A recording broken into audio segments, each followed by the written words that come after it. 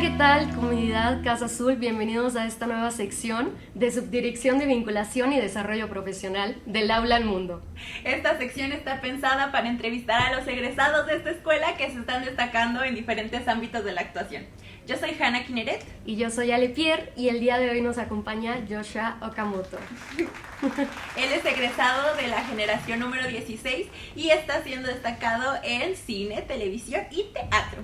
¿Cómo estás, Joshua? Muy bien, muchas gracias por tenerme en su espacio. Estoy contento de regresar a mi alma mater, a Casa Azul. Ay, qué gusto. Nosotras Gracias, estamos sí. muy felices que nos pudiste acompañar el día de hoy. Y bueno, queremos empezar con esta pregunta porque hicimos un poco de investigación sobre tu trayectoria y vimos que tu mamá es actriz. Y que ella te llevaba a varios ensayos cuando tú estabas pequeño. Yo quiero preguntarte, ¿qué fue lo que detonó en ti que te hizo saber que tú querías estudiar esta carrera? Creo que yo entré muy escéptico a estudiar actuación, como a diferencia de la gran mayoría que creo que descubren como la pasión previa a. Entré muy escéptico porque justamente mi mamá, que la veía ensayar, nosotros somos de Guadalajara, Jalisco, la veía allá y había algo de ese universo que por supuesto me gustaba, pero que no sabía yo si realmente quería dedicarme de manera profesional a ser actor. Entonces, cuando estoy como en esta etapa en decidir a qué te tienes que dedicar, saliendo de la preparatoria, Claro. me tomé como 2 años para pensar qué quería hacer, ¿no? Y dentro de esos 2 años, por supuesto que la actuación fue una cosa que estaba muy, muy en la mesa, y decidí darle una oportunidad de manera muy, muy escéptica, y cuando entré a estudiar aquí a Casa Azul, me enamoré como por completo del proceso que implica actuar, porque como creo que en mi caso estuve en escuelas que no tenían mucho contacto con el arte, ¿no?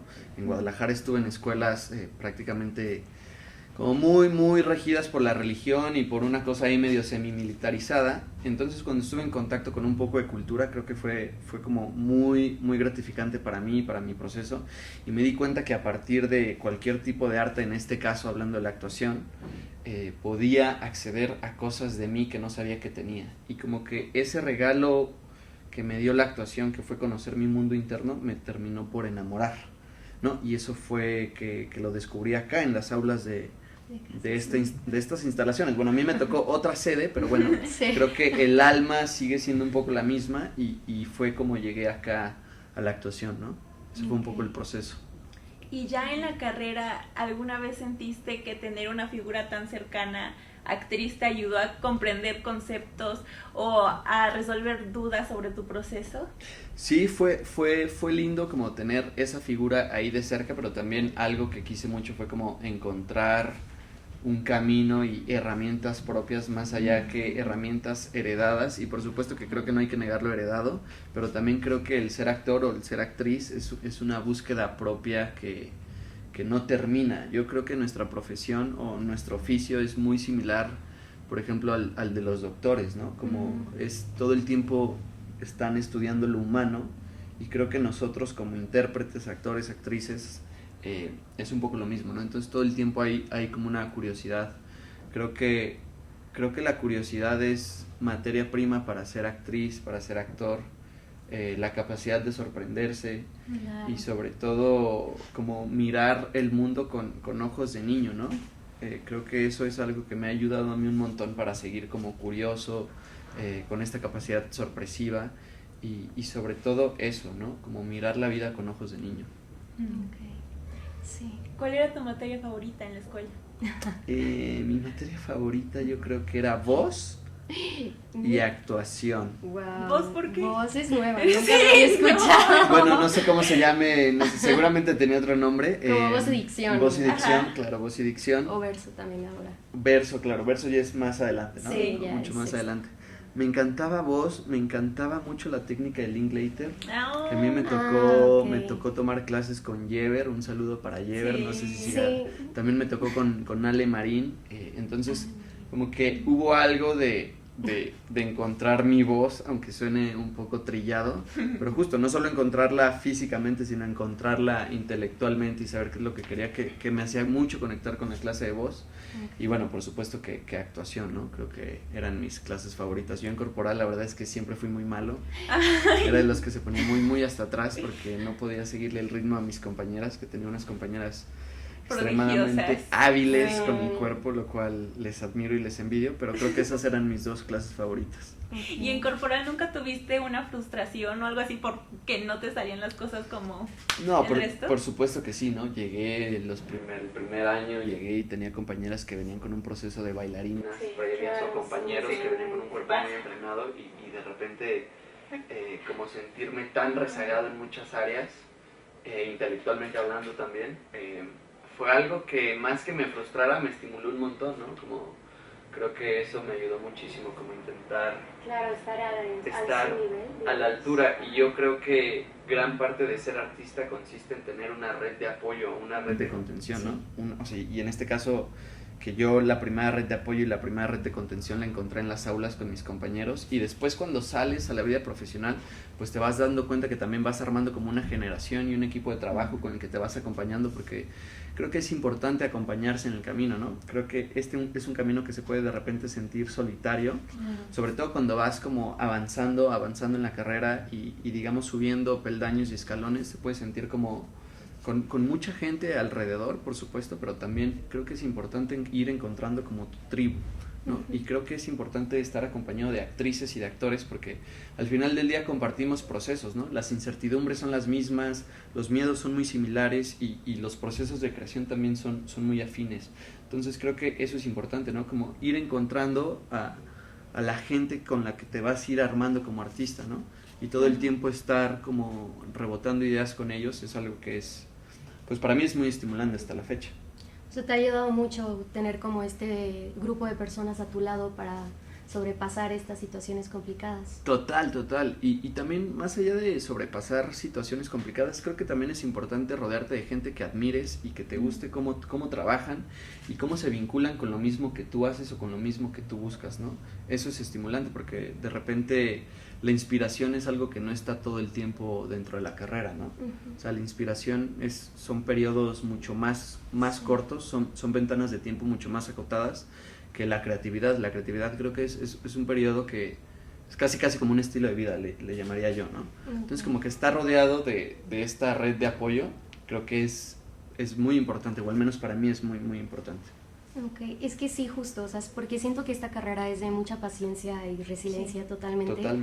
Y pues justo, pues incluso nosotros como estudiantes a veces también tenemos como pues momentos altos, momentos bajos, y a veces no sabemos cómo sobrellevarlos. No sé, a veces sentimos como querer rendirnos o tirar todo por la borda y ya dejar la actuación.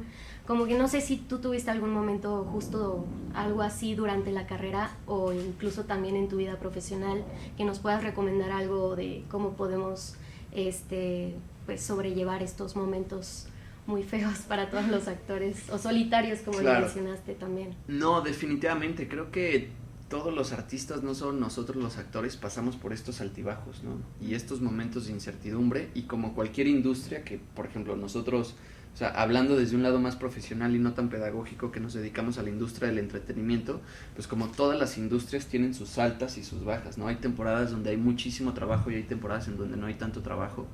Creo que en mi caso, muy, muy en lo personal, me ha ayudado a poderme administrar económicamente, ¿no? Creo que es una carrera en la que puedes recibir de repente o mucho dinero o muy poco dinero, y de repente está llena de muchos estímulos que te pueden generar mucho ruido mental o confundir en dónde estás, ¿no? Entonces como que creo que tener bien administrado el tema económico es algo que te va a permitir como sobrevivir en las temporadas donde no hay un trabajo donde quepas tú como actriz o como actor.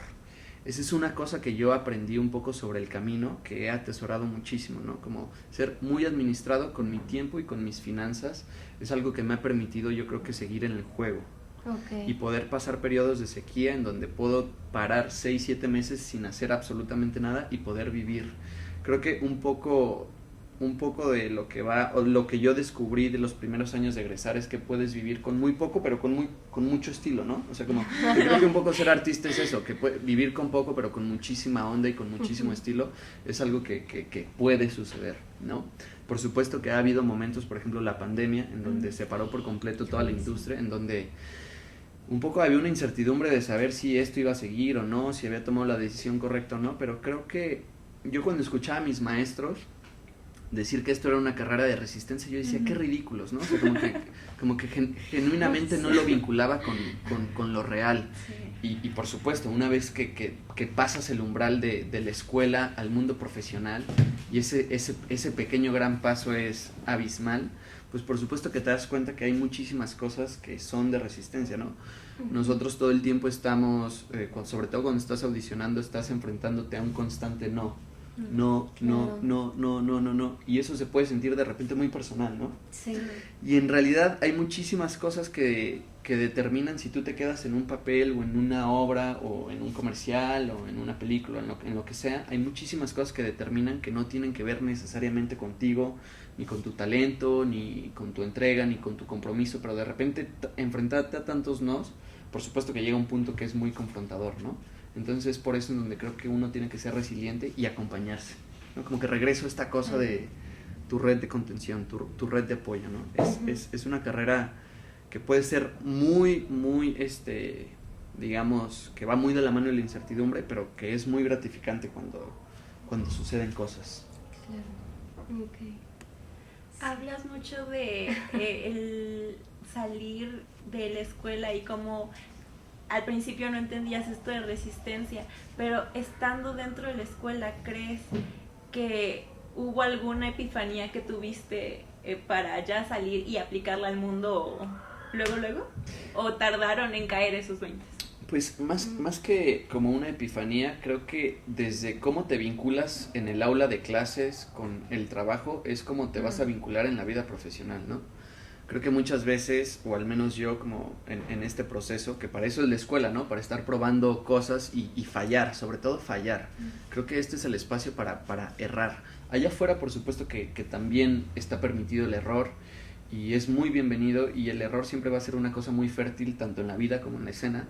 Pero por ejemplo, creo que si aquí te acostumbras a llegar 10, 15 minutos tarde, por supuesto que el día de mañana que egreses, eso no va a cambiar.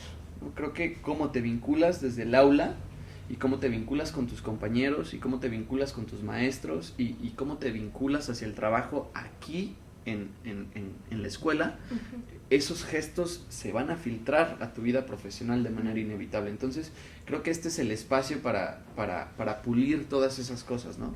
Creo que cada uno o una de nosotras tendría que hacer como esa introspección para saber en dónde estás parado y ser como muy honesto con tu proceso y saber qué es lo que necesitas hacer. También creo que el alumnado forma a la institución, a la escuela, y no la institución. O sea, es un camino de dos lados, ¿no? La institución forma al alumnado, pero también el alumnado hace a la institución, ¿no? Hay algo como de engrandecer siempre el escudo o engrandecer siempre a los proyectos a los que entras. Es como tener esa capacidad de otorgarles algo.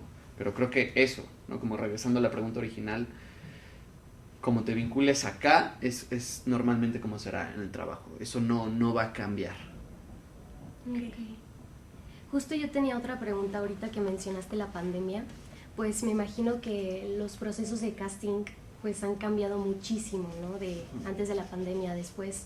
¿Cómo ha sido para ti estos cambios? O algo, no sé, algunos consejos que nos puedas dar, o cómo están ahorita los castings ya allá afuera en la vida profesional. Pues creo que ya ahorita que se reactivó el ritmo, ya hay castings presenciales, pero por supuesto que se quedó esta modalidad del self-tape, del famosísimo self-tape. Creo que es importante como actores y actrices prepararnos en todos los lenguajes. Creo que estamos en un tiempo en donde la industria cambia muchísimo, a diferencia de hace 30 años que era un poco más encasillado el tema de tú eres actriz de teatro, tú eres actor de tele y tú de cine y no puedes brincar. Creo que ahora la industria misma demanda que podamos brincar de lenguajes, ¿no? Del teatral al cine, del cine a la tele, y cada lenguaje va a representar herramientas y retos diferentes, pero que si al final del día sabes hablar esos lenguajes, cada lenguaje se va a complementar entre sí, y creo que un poco la idea es volvernos cada vez actores más 360, ¿no? Y por 360 me refiero no solo a poder interpretar en diferentes lenguajes, sino también tener la capacidad de ser autogestivos, poder levantar proyectos, empezar a saber producir, empezar a saber cómo, ¿no? Y es esta cosa que decía como al principio, ser curioso o ser curiosa, ¿no?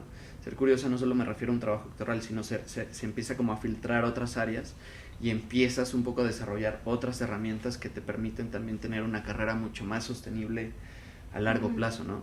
Si sabes actuar y producir, pues es mucho más fácil que tengas proyectos autogestivos y que no estés dependiendo de plataformas o de un sí o de un no, ¿no?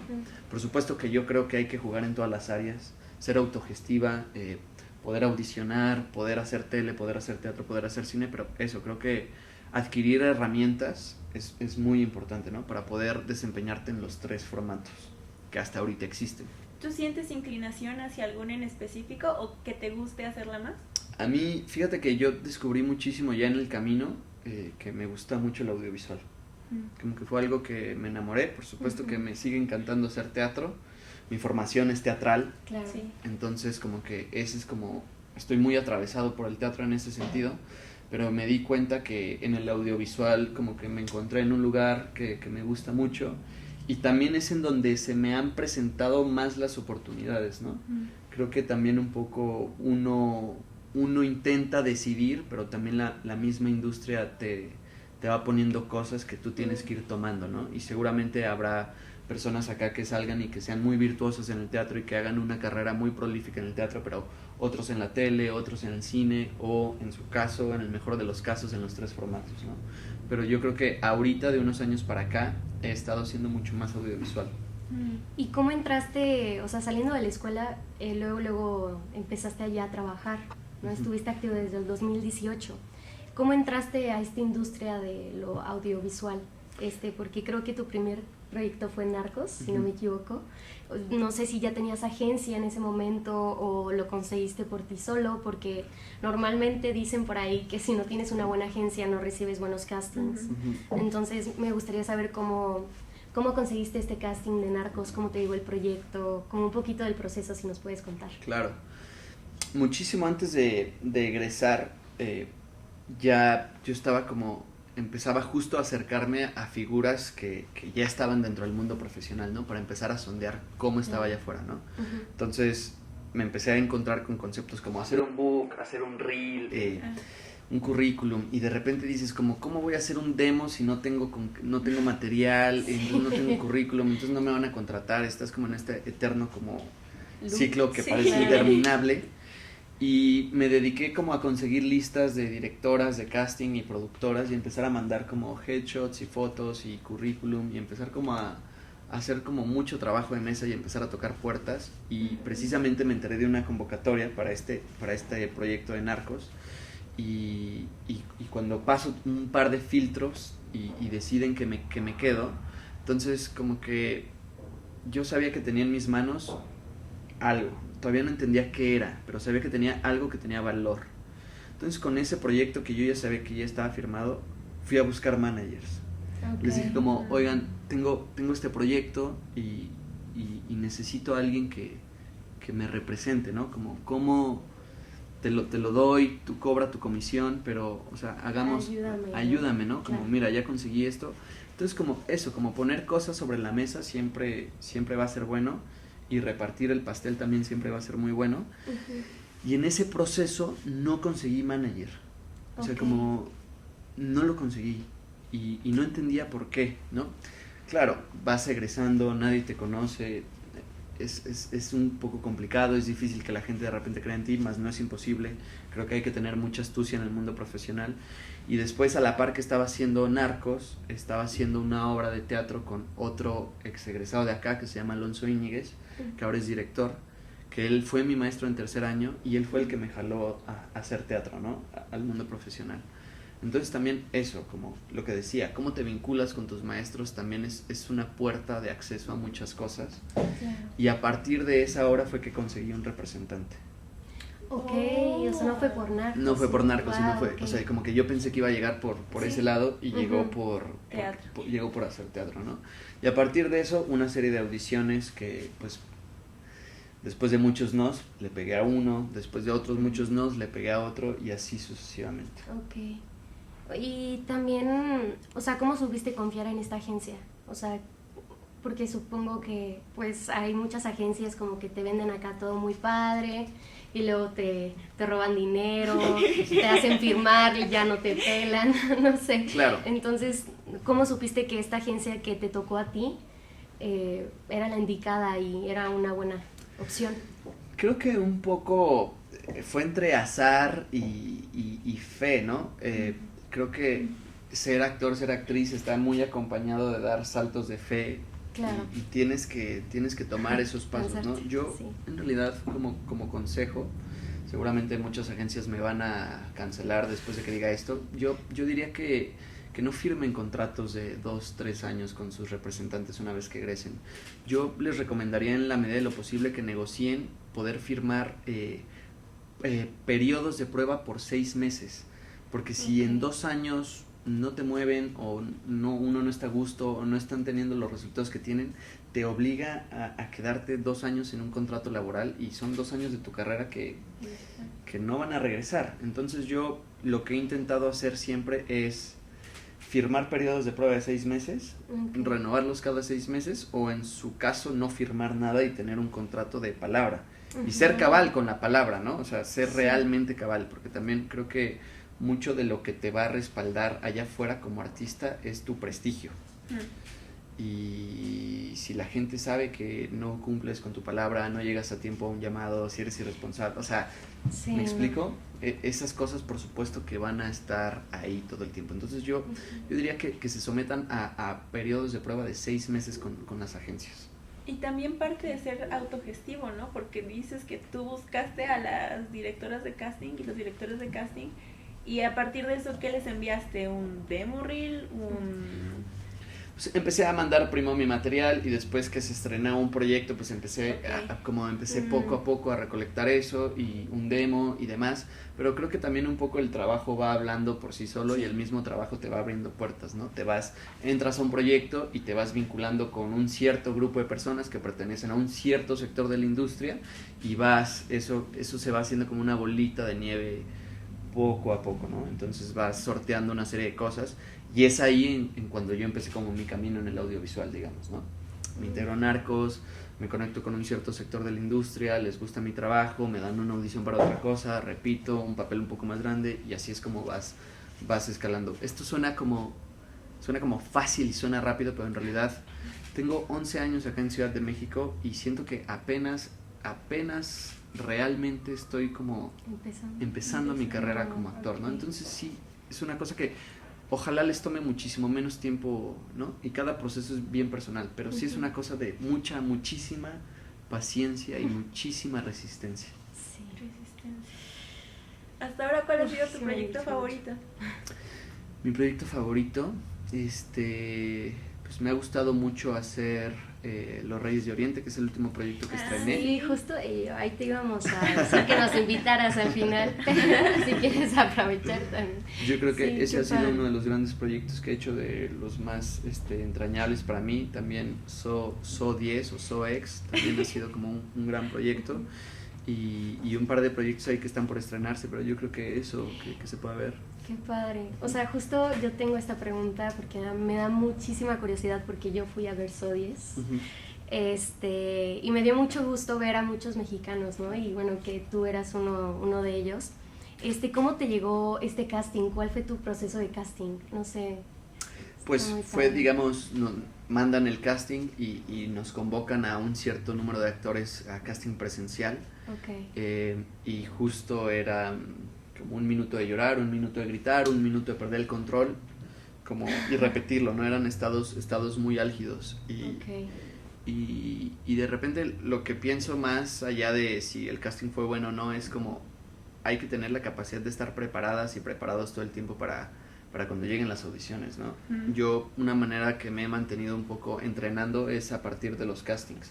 Me llega un casting y me siento a analizar la escena, me siento a desglosarla, a hacer una propuesta de vestuario, o sea, como realmente me dedico a estar un rato pensando en cómo hacerlo y eso me mantiene, digamos, de cierta manera como entrenado antes de pisar un set, ¿no? Y no llego de repente a los sets como oxidado, ¿no? Claro. O no llego a una audición importante oxidado, ¿no? Sí. Entonces como que creo que es importante, una vez que egresen, que se mantengan como en esta cosa todo el tiempo, ¿no? Entrenándose hay muchas formas de entrenarse, no nada más se entrena en el aula, Sí. ¿no? Hay muchas formas de mantenerse activo y poner esas herramientas que han juntado acá para aventarlas allá en el mundo profesional. Hablabas antes de gestionar tu tiempo y también tus finanzas personales, pero en cuestión de gestión de tiempo, ¿cómo te preparas? Sí, es como un entrenamiento constante el de los castings y el trabajo de mesa, pero ¿hay otra forma en la que tú estés constantemente preparándote y manteniendo como el nivel físico? Pues sí, creo que, no sé si era Américo del Río o Ramón Cadaval, que son maestros que son Sí. de acá, que alguna vez en un tipo de conversatorio onda así, escuché que ellos decían como, no te permitas que sean las 12 del día y tú no hayas hecho nada por tu carrera o que estés en la casa, ¿no? Entonces como que se me quedó a mí muy grabada esa idea en cuanto egresé, me ayudó mucho a navegar. Entonces en cuanto egresé fue como, ok, voy a poner una alarma a las 8 de la mañana y voy a ver qué hago, me voy a ir a entrenar y después voy a mandar correos y después voy a ver qué voy a ir a ver al teatro. Y entonces como que eso te va a mantener, tener como una estructura, como que es muy importante a la hora de egresar, porque de repente te das cuenta que tienes muchísimo tiempo libre, que cuando estás acá estudiando en la escuela prácticamente no tienes vida y estás de gallo a grillo estudiando y en las aulas, y de repente sales y todo eso se fue. Entonces hay que saber cómo orientar los impulsos hacia algo en específico. Creo que eso es algo muy importante. ¿Y te fue difícil ya sin grupo? Porque por lo que estamos escuchando, formar grupo fue algo muy importante para ti. Y empezar todas las mañanas con un calentamiento grupal y hacer las clases juntos, claro, y de repente ya no. Claro. ¿Cómo fue? Pues por supuesto que es como uno de los primeros impactos, ¿no? Que te das cuenta de que un poco estás solo o sola, ¿no? Egresas y parece que se abre un abismo ante ti. Y creo que parte del ser resiliente y paciente, y ser paciente y tener por resistencia me refiero no solo económica, física, también mental, emocional, ¿no? Hay que ser como todo el tiempo, como no perder el norte, como tener bien afinada la brújula todo el tiempo. Eso es algo que a mí me ayudó un montón. Y por supuesto que, digamos que de cierta manera se desintegró un grupo, pero encontré otro, ¿no? Vas allá afuera encontrando a tu gente, a tu tribu, a tu bandita, a tu pandilla, como le quieran llamar, ¿no? La vas encontrando y eso ha sido, hasta la fecha para mí, pues, ha sido casi como un bastón prácticamente, ¿no? Claro. ¿Y cómo has hecho esto? O sea, ¿cómo has controlado? Pues no sé si alguna vez sentiste miedo, pero sí, ¿cómo has controlado el miedo hacia el futuro? De si vas a lograrlo en esta carrera o este tipo de preguntas que siento que nos pueden atacar, pues a la mayoría de los estudiantes. ¿Cómo lo controlaste o cómo lo calmaste? ¿Qué hiciste para desconcentrarte y ya no pensar en eso? Creo que parte de madurar y de crecer es perderle miedo al futuro. Claro. La verdad, o sea, creo que no hay otra cosa que suceda, ¿no? Creo que hay que confiar en que tienes herramientas para sortear aquello que no conoces, aquello que viene, y hay que perderle un poco el miedo al futuro y también enamorarse de la incertidumbre. Pues es una cualidad que creo que muy pocos logran y también es parte del ser artista, ¿no? Enamorarse de la incertidumbre. Claro. Es parte fundamental de este proceso, ¿no? Tener la capacidad de soportar lo desconocido, creo que es importante. Pues justo el ejemplo que diste de que siempre hay que ver con los ojos de un niño. Pues el niño no está pensando en ese tipo de cosas, simplemente está viviendo lo que le está pasando en ese momento. Totalmente. Está viviendo el presente. Justo. Y el presente también creo que es una materia prima para nuestro oficio. Totalmente. Sí. Ok. A ver. Vamos a ver.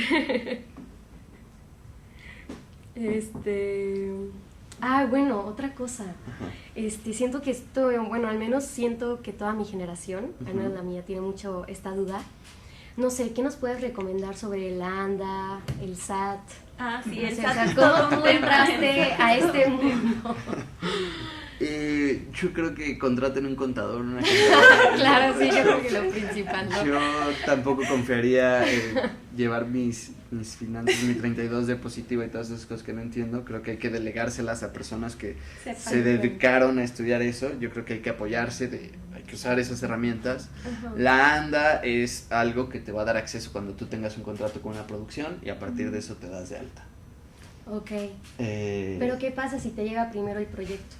A partir del proyecto te dan de alta, te dan el contrato para que entres a la Asociación Nacional de Actores. Ah, bueno. Entonces es algo que naturalmente va a suceder. Okay. Y cuando eso suceda, la ANDA les va a cobrar la retención de impuestos y su contador debe de saber bajo qué régimen están.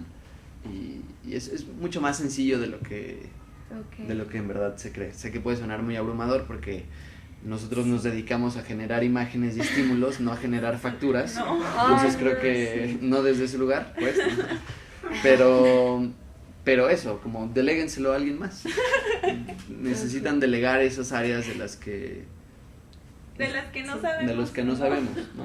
Oye, ¿y tú has tenido alguna anécdota que te ha sucedido en un casting un poco, pues, graciosa o que no haya salido tan contento que nos quisieras compartir? Pues como los errores, pues. Claro, yo creo que el error es algo que tenemos muy satanizado. Y yo he encontrado en el error pues un terreno muy muy fértil, ¿no? Creo que el error a mí, en vez de que me apriete o me ponga tenso, es algo que me relaja muchísimo. Creo que, o al menos lo que yo he entendido, es que tenemos una percepción del realismo como género dramático, y esto se lo atribuyo al maestro Peñuñuri, que alguna vez dio clases acá, que pues el realismo como género dramático lo que quiere evitar es el error, pero está inspirado en la vida, que la vida está plagada de errores. Entonces si sabemos cómo extraer eso de la vida y por supuesto en la escena, creo que se vuelve padre y se vuelve estimulante, ¿no? Sí, o sea, justo acabo de ver la película de Totem, y hay una escena, bueno, las actuaciones me parecieron increíbles, y hay una escena donde la niña se equivoca y repite la misma frase, y me dio mucha curiosidad porque pues siento que normalmente la volverían a grabar. Claro. Pero si te pones a pensar, eso pasa en la vida real, o sea, la gente se equivoca, la gente se vivo. traba y es normal. Claro. Entonces sí me pareció muy curioso y muy, pues no, o sea, darme cuenta de eso estuvo muy padre. Y sí, siento que a veces tenemos el horror como algo terrible y no, son aprendizajes y son totalmente normales. Totalmente. Y ahorita que decías que viste Totem, creo que también mirar cosas es importante, ¿no? Tener referentes. Claro. Una actriz y un actor sobre todo es su mundo interno, ¿no? Las imágenes que ves, las historias que oyes, tus ideas respecto al amor, ¿no? Entonces como estar viendo cosas todo el tiempo también los va a estar haciéndose preguntas, ¿no? ¿Cómo llegó esa actriz a ese estado emocional? Sí. ¿Cómo están interpretando? ¿Por qué? ¿Quiénes están ahí? Ok, entonces vas adquiriendo como un catálogo de referentes que a la hora de trabajar, el trabajo es justo, ¿no? Desplegarlos y ponerlos al servicio de la historia que estás contando. Entonces, mirar cosas, leer, creo que es muy, muy importante. Sí, y porque siempre vas a seguir aprendiendo, nunca dejas de aprender en esta carrera. Totalmente, ¿cierto? Totalmente. Entonces, sí, muchas gracias. Sí, la diferencia también de que mi maestro de primer año, Guadalupe Damián, decía mucho que un actor es actor 24/7.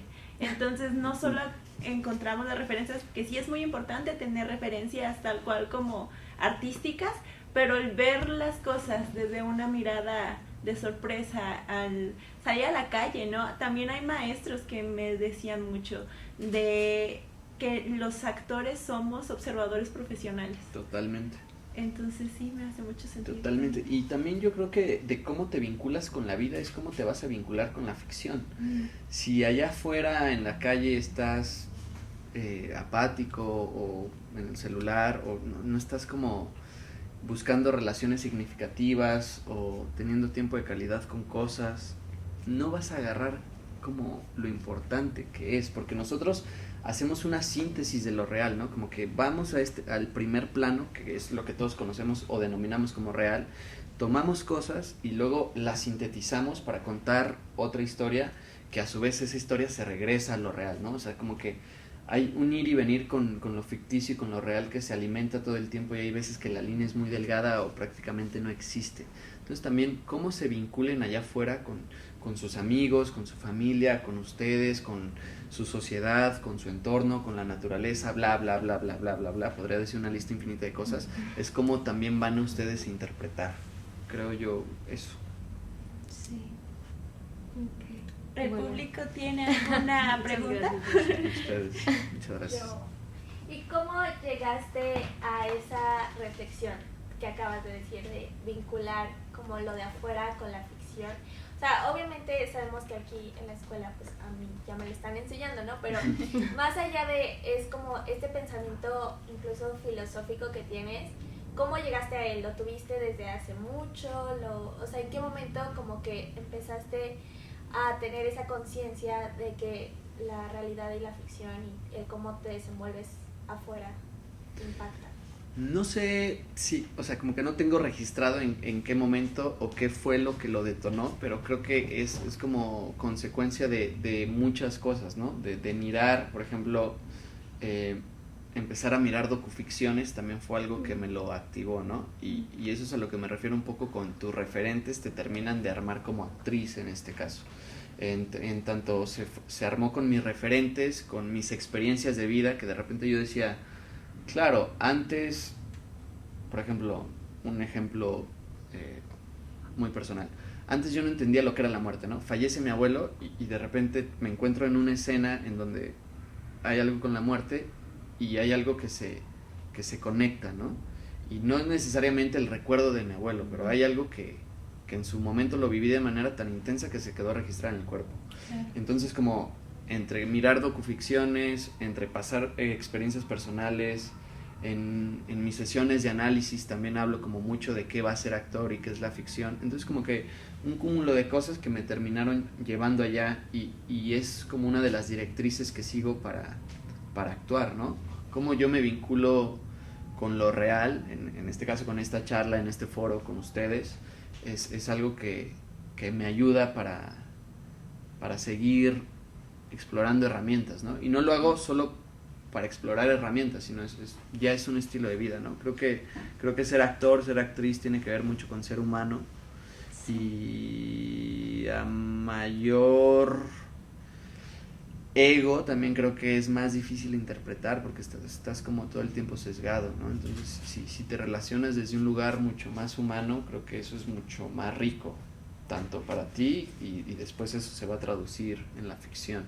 Pero no sé en qué momento se detonó. Gracias. A ti.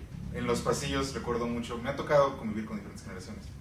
Tú eras de los más, eres, de los como mucho más centrados y más respetuosos con el trabajo, ahorita lo digo a lo que pienso, con el trabajo hacia las demás personas, ¿no? Quitando a tu grupo, la gente de limpieza, la gente de seguridad en general.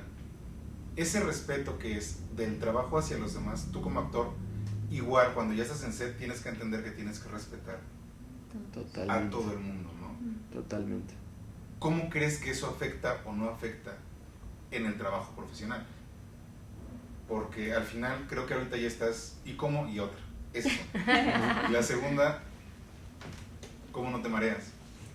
Porque ya estás, o sea, sí ya, siendo honestos, yo te quiero mucho, pero ya estás en un pequeño escalón donde la gente ya te ubica y ya dice, claro. Claro. ¿Cómo logras el piso? Claro. Respondiendo un poco a la primera pregunta, yo creo que la ficción es algo que se construye a partir de muchas miradas, ¿no? Y muchas miradas, como dice Genaro, es cuando, por ejemplo, llegas a un set, está desde el personal de locación, que son los primeros en llegar, que incluso duermen ahí, hasta, digamos, los ejecutivos de una plataforma, ¿no? Entonces tienes una amplia gama de personas, ¿no? Trabajas con equipos de 200, 300 personas.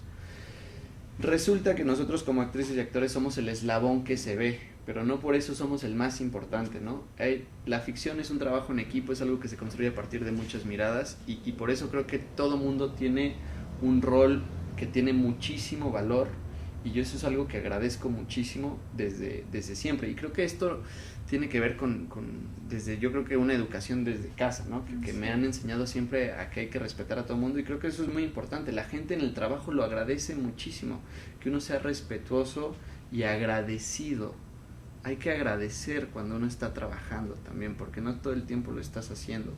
Creo que eso es importante, tener la noción de que esto es una cosa de equipo, que no hay ficción que se cuente de manera sola, ni siquiera el unipersonal o el monólogo. Necesitas al técnico que te ponga la luz, necesitas a quien te va a abrir el teatro, necesitas a quien va a limpiar. O sea, esto es una cosa de equipo, y como un equipo hay que ser sólido, agradecido, constante. Creo que eso es una clave que para mí, en lo personal, me ha abierto muchas puertas también, ¿no? El tener la capacidad de ser agradecido y ser respetuoso con el trabajo y el labor de los demás. No porque nosotros nos veamos a cámara somos más o menos importante que el resto del equipo. Creo que algo que yo he buscado en mi generación es tener un trato mucho más horizontal y mucho menos vertical, ¿no? Por supuesto que las jerarquías existen, y pensar que no existen sería una mentira muy grande. Siempre va a haber alguien con una jerarquía mucho mayor que tú y que hay que respetar y que hay que seguir órdenes, porque así funciona el mundo y así funciona el negocio del entretenimiento. Pero también hay maneras de relacionarse de manera horizontal, incluso con la jerarquía vertical. Esa es una cosa, ¿no? Como respetar y agradecer el trabajo en equipo. Y respondiendo un poco a la segunda pregunta de Genaro, creo que a mí algo que me ayuda a mantenerme muy aterrizado es la idea de pensar que si yo me dejo un poco marear por todo el ruido mental que sucede a mi alrededor, me da la sensación o el miedo de que me voy a meter como en una burbuja y que mi mundo se va a hacer pequeño, y si mi mundo se hace pequeño, mi referente se va a hacer pequeño. Entonces, como mantenerlo todo el tiempo desde un lugar lo más humano posible es algo que a mí me ayuda a seguir interpretando de manera cada vez más honesta, ¿no? Y es algo paradójico. A mayor honestidad o a mayor herramienta sectoral tienes, pues mejor te va, y más ruido hay, y más te pones en el centro del huracán, y estás como en el spotlight y demás. Pero creo que es importante regresar siempre como a los básicos, ¿no? A la capacidad de entender por qué haces lo que haces, ¿no? Llegar a tiempo, trabajar con la idea de que, o sea, yo hasta la fecha creo que sigo trabajando como si estuviera buscando mi primera oportunidad, ¿no? Como con esa hambre, con ese entusiasmo, con ese respeto, o sea, como si logran sembrar bien esos como valores, que yo creo que son valores, creo que los valores les van a terminar dando guía de por dónde es la cosa, ¿no? Y creo que, por ejemplo, el ego, por supuesto que es una herramienta que podemos utilizar, que siento que sirve más para el mundo del rap, por ejemplo, ¿no? O para el mundo de la música. El ego inflado es un producto, ¿no? Pero para nosotros como actores creo que el ego nos estorba, ¿no? Creo que hay otras áreas de lo artístico que funciona y le viene muy bien, pero nosotros que vamos de interpretar, creo que no nos ayuda tanto. Claro, sí, o sea, ¿dónde queda la empatía y la comprensión? Si tienes... de ti. Nosotros tenemos que empatizar con esa otra piel que vamos a representar, ¿no? Y a mayor empatía, pues mayor facilidad de construir universos internos para los personajes. Claro. Okay. Bueno. Y ya para cerrar, si tú pudieras decirle algo a tu yo de carrera, y también un poco reflejado a unas palabras de tranquilidad para nosotros, ¿qué dirían? Que confíe, que esta cosa del futuro, que hay que confiar en el futuro, que hay que perderle un poco el miedo a la incertidumbre, que hay que tener la confianza absoluta en el presente de que aquello que no conocemos lo vamos a poder resolver, y eso, que confiar y mucha resistencia y paciencia. Muchas gracias. Muchas gracias a ustedes, muchísimas gracias. Y bueno, también muchas gracias a todos ustedes. Recuerden que tenemos un episodio cada semana. Muchas gracias. Hasta Gracias. luego.